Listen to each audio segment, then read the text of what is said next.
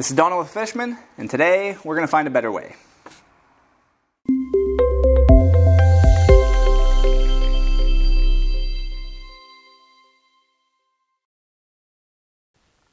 In your traditional barrel mixing scenario, whether you're mixing up concrete, mortar, grout, or in this case, cement-based skim coat, you're going to be kicking up a lot of dust in the air. In September 2017, OSHA issued some construction standards to protect the health of workers against silica exposure. With the airborne cement dust seen here from simply mixing a bag of skim coat, we can see why.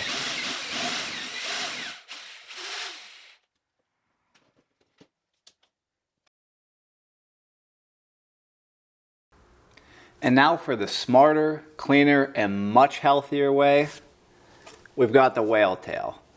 Simple as this. Snap it onto the edge of the bucket. Same thing with an Ardex mixing drum.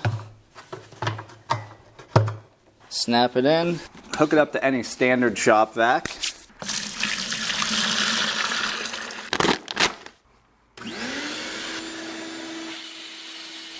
All that airborne dust that would otherwise be filling up your workspace is now being filtered through your vac system, leaving you with a much safer job site environment.